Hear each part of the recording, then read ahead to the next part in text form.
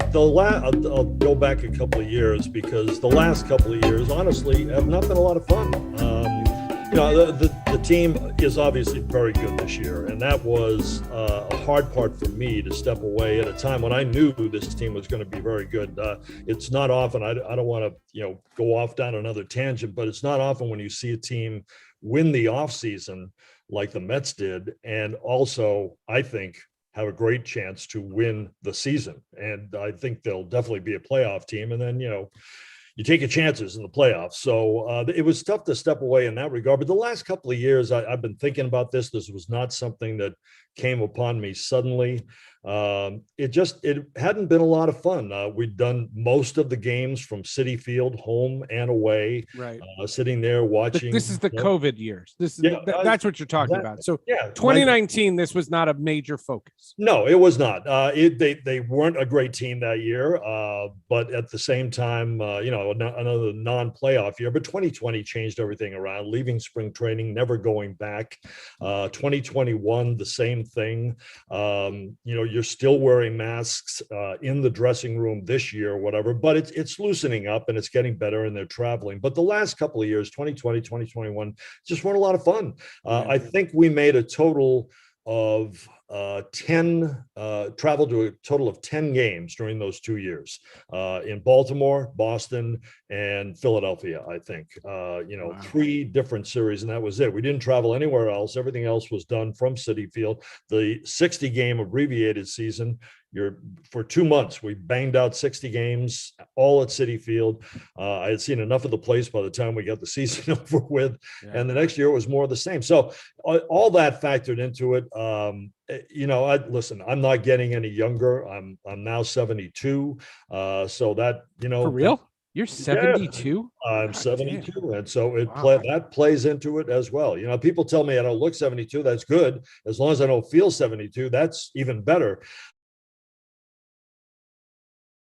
I worry about the game long term because I just, that's why I mentioned the part about putting the ball in play. You have to have action out there for a younger generation to have interest and to have prolonged interest in the game. There's a reason that 75 out of the 100 top TV shows last year were NFL football games. Okay, there's a reason for that. Right? They're events, but there's something happening. It doesn't take too long before there's a little bit of inaction on the field, but that's when they're huddling. Okay, that doesn't take that long. In baseball, there's just forever sometimes, just forever. And I wonder and I worry about the game in that sense because I worry about the hands that the game is in too, with Manfred, et cetera, with the streaming issues. Oh, Manfred subscribes to Sports with Friends. We should note that.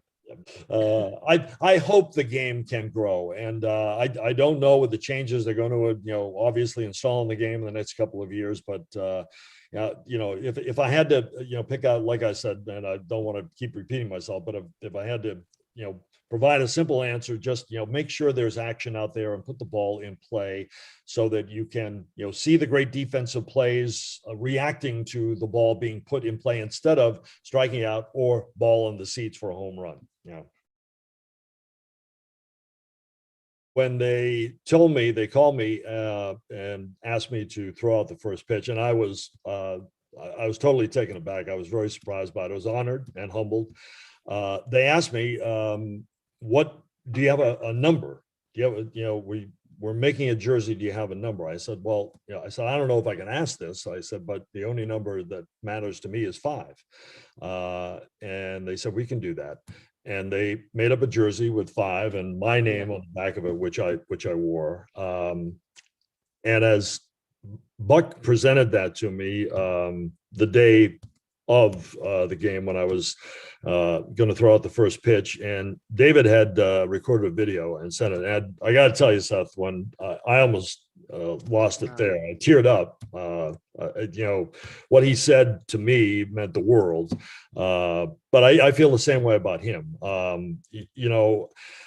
David, listen, to put it as simply as possible, there are people who get it and there are people who don't. Okay. And you kind of know right away. And David always got it. He just, from the moment he walked into that locker room and put on a Met uniform, he got it. He understood. He knew his place. He obviously, let his wings, spread out over time or whatever, but he knew what he had to do at any particular time as a rookie, then later as a key component of the team, and then later as a leader of the team. Anytime that there was something to be addressed, you knew that David would never let you down, that he would always be there to do it. He had to do it. He knew it.